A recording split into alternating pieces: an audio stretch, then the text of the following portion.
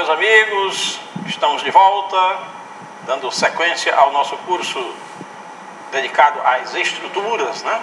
Nesta primeira etapa do curso, nós trazemos questões de resistência dos materiais. Já na tela,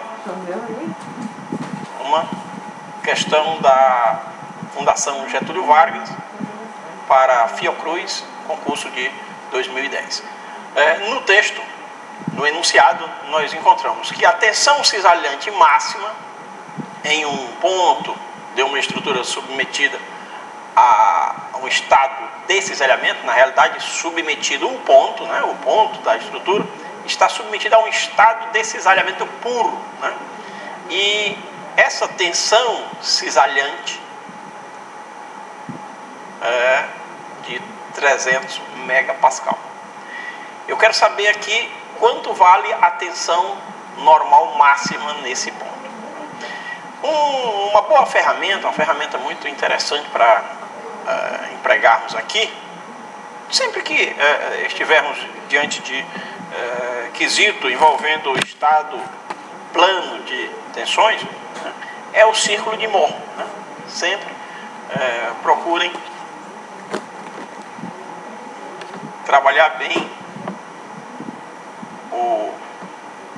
os recursos, né, dentro desse círculo de Mohr. O círculo de Mohr, ele é traçado no plano cartesiano. Em um dos eixos desse plano eu ploto as tensões normais e no eixo perpendicular, no eixo das ordenadas, eu coloco a tensão de cisalhamento. Veja, eu posso ter uma situação como esta aqui? Não. Né? Veja que quando eu traço esse círculo, ele desonra uma condição essencial. O centro do círculo de Mohr tem que estar sobre o eixo das tensões normais. Tal não é o caso. Então vamos limpar aqui para colocar uma situação viável. Então recompor aqui o meu eixo. Posso ter um círculo de Mohr aqui se eu tiver o centro sobre o eixo das tensões normais. Cada possibilidade está sobre o círculo de Mohr. Né? Se eu mudar o plano de análise, eu estarei alterando a tensão normal e tensão cisalhante. Por exemplo, se eu estou agora segundo o ângulo, né, alterado de alfa, eu vou ter uma tensão normal, vou chamar aqui sigma minha, e uma tensão cisalhante, que eu vou chamar de taulinha. É fácil a gente compreender que neste círculo de Mohr, o maior valor da tensão normal é este, que eu meço no eixo das abscissas. E o menor valor de tensão normal é este aqui, que novamente eu leio sobre o eixo das abscissas. E o máximo valor de tensão cisalhante está aqui. Eu leio no eixo das ordenadas. Coloquei uma situação genérica aqui, tá? Agora vamos tratar do que o problema nos pede, efetivamente. Ele diz que o ponto de uma certa estrutura está submetido a um estado de cisalhamento puro. Né? Então vamos retratar no círculo de Mohr um estado de cisalhamento puro. Né? Então vou limpar aqui mais uma vez. E agora sim, nós vamos desenhar o círculo de Mohr, configurando um estado de cisalhamento puro. No cisalhamento puro, lembrem-se, eu vou ter o centro do círculo de Mohr na origem do sistema de eixos. Então eu vou traçar a minha circunferência aqui, o meu círculo de Mohr. Considerem que o desenho esteja satisfatoriamente traçado, né? Claro que aqui eu tenho o raio, ok? E o que ele me diz é que a tensão cisalhante máxima para essa situação é igual a 300 megapascal. Então eu já sei que esse ponto aqui é o ponto de abscissa 0 e ordenada 300, né? Estou expressando aqui as tensões em megapascal, tanto tensão cisalhante quanto tensão normal, megapascal. O que a questão pede? Qual é a máxima tensão normal? A máxima tensão normal estará aqui. É o que eu chamo de sigma 1. E a menor tensão normal é essa aqui, que eu chamo de sigma 2. É fácil ver pela geometria, pela configuração que eu tenho aqui desse círculo de Mohr, que a abscissa desse ponto é igual a 300 megapascal. 300 megapascal, que a propósito vai ser a nossa resposta, né, obtida na letra C. Mas vamos explorar um pouco mais esse conteúdo, né, aproveitando o ensejo aqui, já que estamos comentando o círculo de Mohr. Algumas situações particulares. Uma é esta aqui. Essa situação que nós vamos denominar de tração pura. Tração pura. Na tração pura, eu não vou ter, segundo qualquer plano, ou seja, não vai haver nenhuma orientação de análise que me exiba compressão. Eu vou ter apenas tração. Não vou ter esforço axial compressivo. Segundo alguma orientação, evidentemente posso ter também cisalhamento. E é interessante destacar que, segundo um determinado ângulo, vou chamar aqui de alfa, eu terei exatamente a tensão cisalhante máxima, né? Aproveitando a geometria da figura, este valor da tensão cisalhante máxima é equivalente ao raio do círculo de Mohr, né?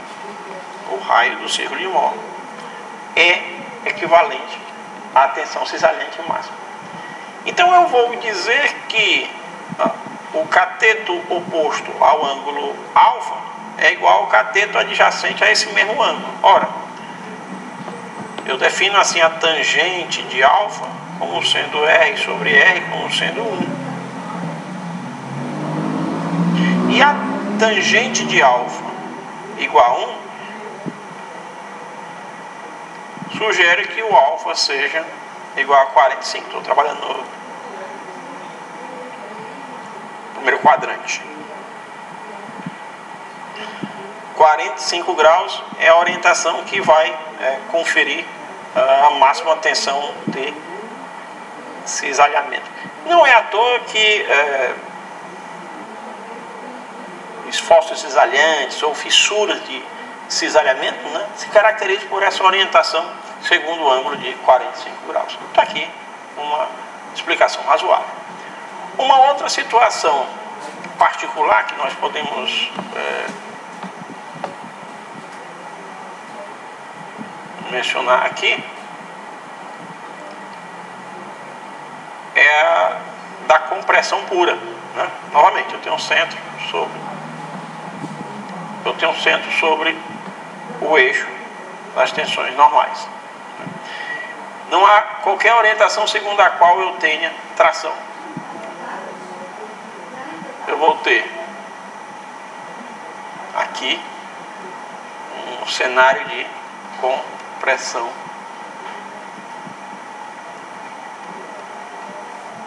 pura, tá? Muito bem.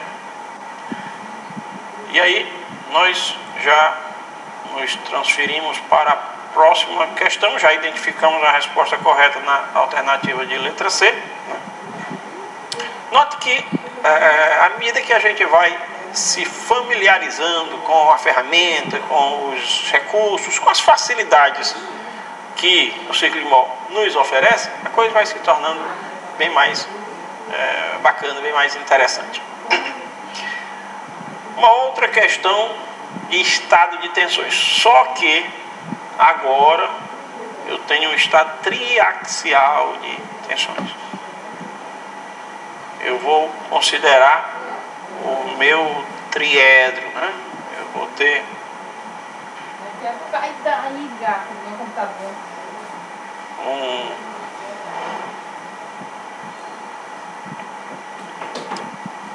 um triedro, evidentemente formado por 3 eixos, né? X, Y e Z. Então aqui eu vou ter tensão em X, tensão normal em Y, tensão normal em Z. Vou ter tensão de cisalhamento no plano X e Y, tensão de cisalhamento no plano Y, Z e tensão de cisalhamento no plano X, Z. Eu posso montar uma matriz, né, quadrada para representar esses valores, o que a gente chama de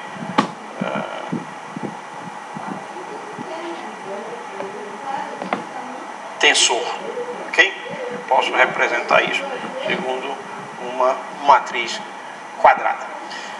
Mas em vez de ficarmos resolvendo uma equação, né, que envolva matriz, né, ou determinante de matriz, mais uma vez recomendo que nós procuremos trabalhar com o círculo de Moore. Ah, mas o círculo de Moore até agora nós só aplicamos em estado plano de tensões. E no estado triaxial de tensões também funciona? Também funciona. Com algumas sutilezas, alguns aspectos que devem ser tratados nesse caso específico, né? E eu quero que vocês acompanhem aqui com bastante atenção. Eu vou abrir uma tela limpa aqui. Vou novamente traçar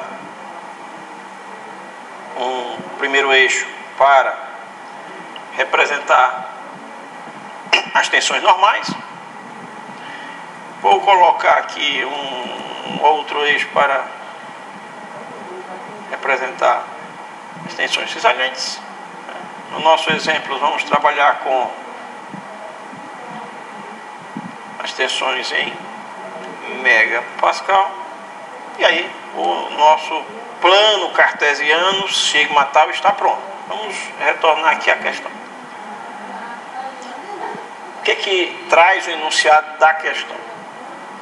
Em um estado triaxial de tensões, em um ponto, as tensões principais valem.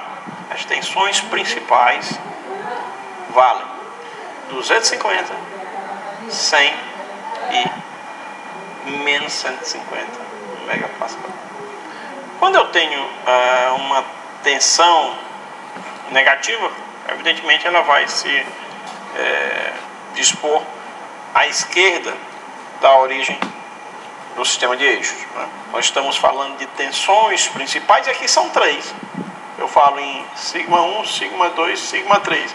Diferentemente do que nós havíamos colocado no caso de estado plano de tensões. Lá no estado plano de tensões, né, nós temos as tensões principais apenas sigma 1 e sigma 2.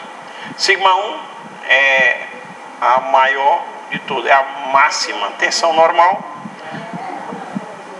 sigma 2 é a menor tensão normal. Aqui eu tenho sigma 1 maior do que sigma 2, maior do que sigma 3. São 3. Aqui no estado plano são 2, sigma 1 maior do que sigma 2. Eu considero o sinal negativo para representar esforços de compressão. Pronto. Temos as extensões normais. Vamos plotá-las. Vamos plotá-las. Nosso plano está pronto. A tensão principal sigma 1 é igual a 250 megapascal. Sigma 2 100 megapascal e sigma 3 igual a menos 150 megapascal. Muito bem. Vamos plotar sigma 1. Vamos plotar sigma 2. É interessante que nós procuremos fazer o desenho da forma mais fiel possível aos aspectos de escala, né? Isso vai facilitar sobremaneira. Claro que numa prova nem sempre você dispõe de todas as ferramentas para um bom traçado, mas esteja sempre dedicando esforço para fazer o melhor. Isso vai favorecer a interpretação dos resultados. E aqui vou plotar sigma 3. E agora o que é que eu faço? Vou traçar um primeiro círculo aqui, vou traçar um segundo círculo aqui. Note que esse primeiro círculo tem um diâmetro igual à diferença entre sigma 1 e sigma 2. Aqui eu tenho um diâmetro de 150, né? E o diâmetro aqui tem uma dimensão de tensão normal, 150 megapascal. Esse outro círculo maior, vai ter por diâmetro a diferença entre as tensões normais sigma 2 e sigma 3. Significa aqui eu ter 250 megapascal. E o que é que eu tenho que fazer agora? No estado plano de tensões a coisa era bem fácil, bem manejável, porque nós tínhamos apenas um círculo de Mohr, e agora já me aparecem dois.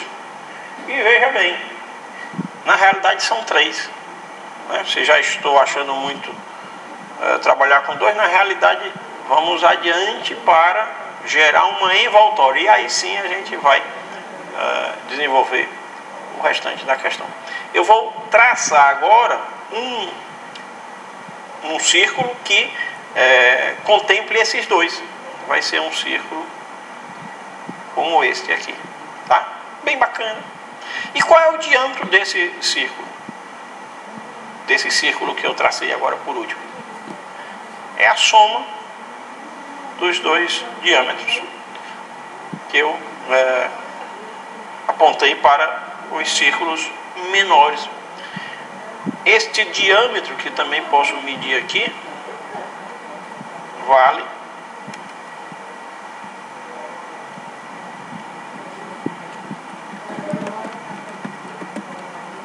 250 mais 150. Ele vale 400, é o diâmetro. E onde está o meu centro? Onde está o meu centro? Está um pouco à esquerda do ponto onde eu marquei sigma 2, bem aqui. De tal forma que eu tenho à esquerda 200 e à direita 200. Este ponto tem por abscissa 100 megapascal. É o centro.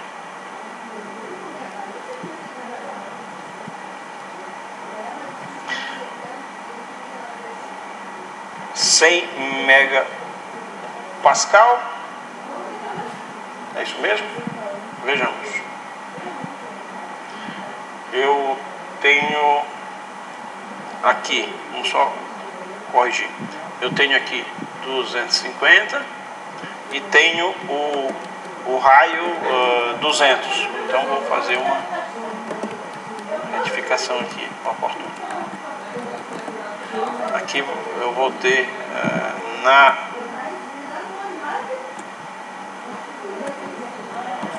abscissa deste ponto o valor 50. Né? Evidentemente tem que ser, para ter sentido, tem que ser menor do que 100. Claro, está à esquerda de sigma 2. Sigma 2 eu conheço, vale 100. Então, você tem 250 menos 200, que é o raio, né? Metade de 400, você tem 50. Da mesma forma, se você mede daqui para cá, você vai ter 200, que é a soma de 150 mais 50. Aqui está bacana. Tudo bem. E o que é o quesito nos pede? A tensão cisalhante máxima. Pronto, voltemos para o círculo de Mó. E a tensão cisalhante máxima eu obtenho lendo aqui no eixo das ordenadas. O ponto que associa maior tensão cisalhante é este ponto. E a tensão cisalhante vale exatamente o raio. Qual o valor do raio? Né? Já vimos. A metade do diâmetro, portanto 200. O raio, 200 megapascal. Muito bem. Você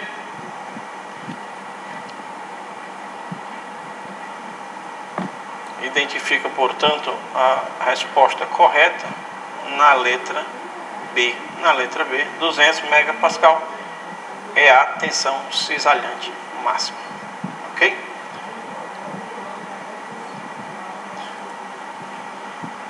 E aí nós já podemos seguir para a próxima questão.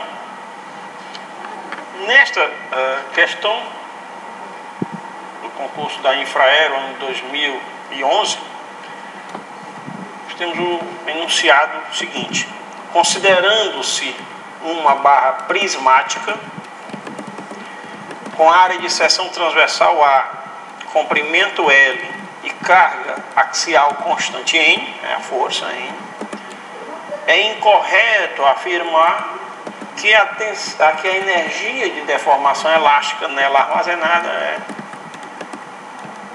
aumenta, diminui. Primeiro eu tenho que discutir exatamente esse conceito.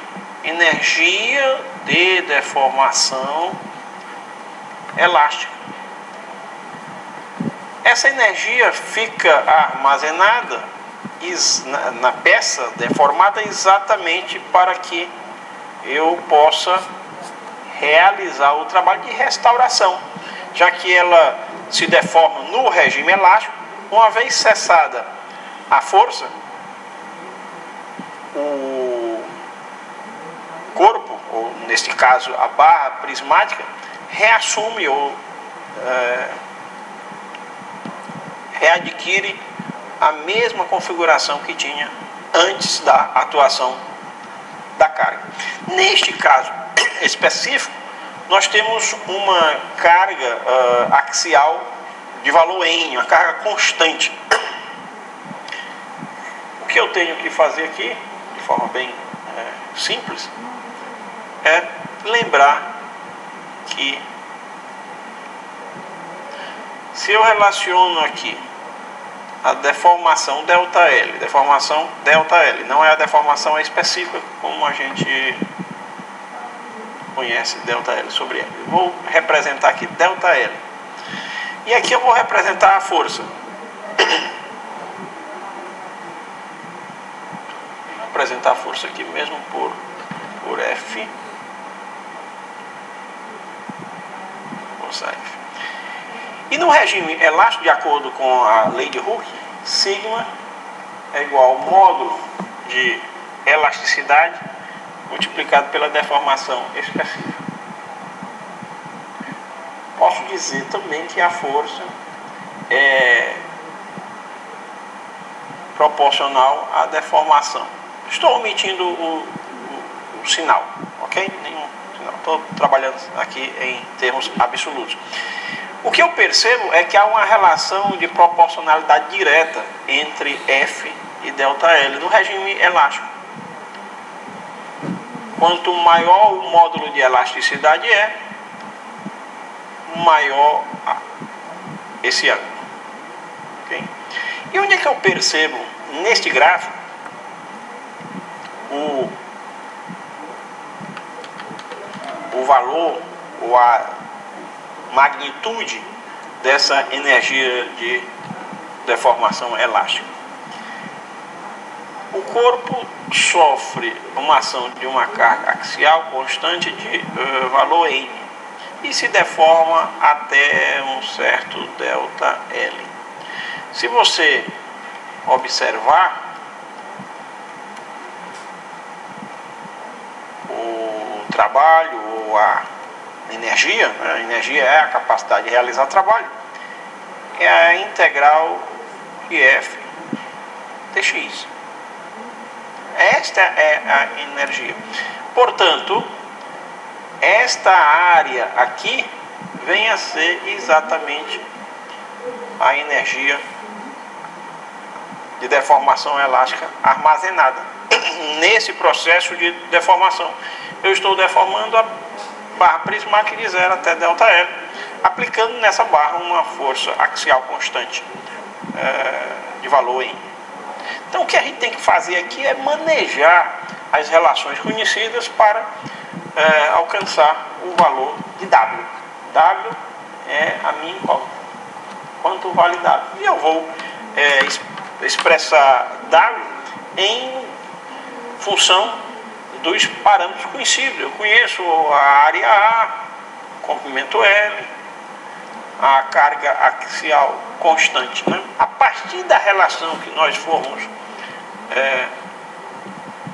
obtendo, né? A gente vai obtendo uma expressão e a partir dela, né, a gente vai poder analisar cada uma dessas propostas de alternativa. Então, rapidamente, o que é que nós temos? Vamos brincar aqui com os termos literais. A gente vai desenvolvendo, né, à medida que nós formos alcançando as relações próprias, a gente vai abordando as alternativas. Primeiro, o sigma, só lembrando, é a força sobre a área. No caso, a nossa força aqui, ela vai ser chamada de N. Sigma é N sobre A. E sigma é o modo de elasticidade vezes a deformação específica. Portanto, a deformação específica é a força N,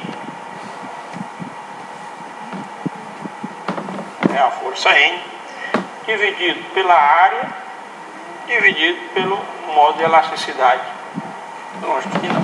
Ok? ΔL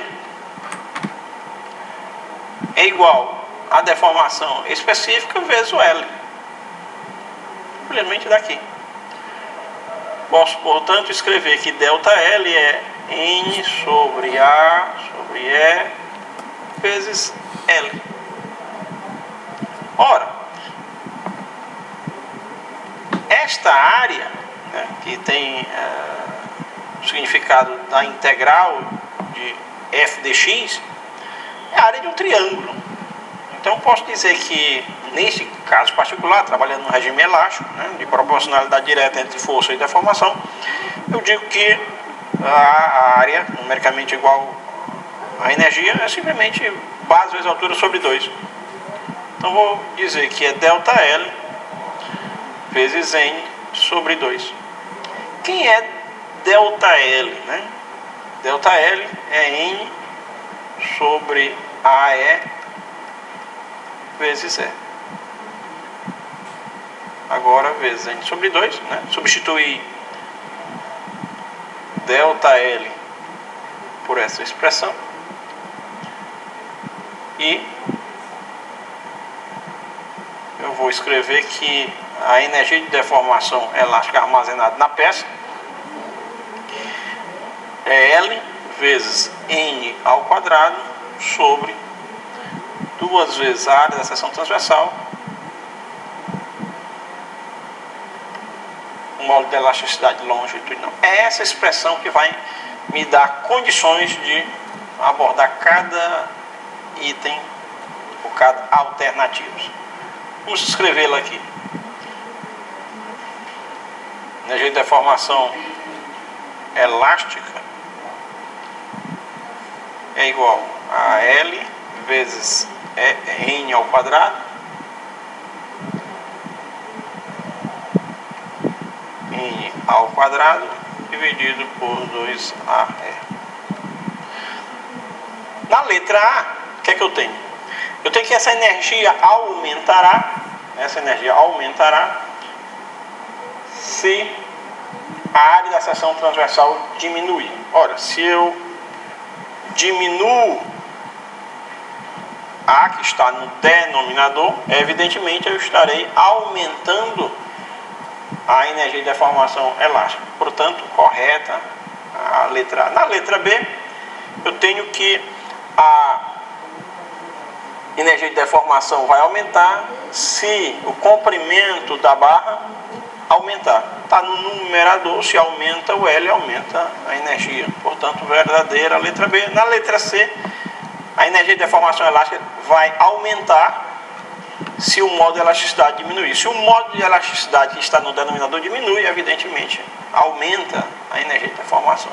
Na letra D, essa energia de deformação vai diminuir se a área da seção aumentar. Aumentando a área, diminui o valor da energia de deformação.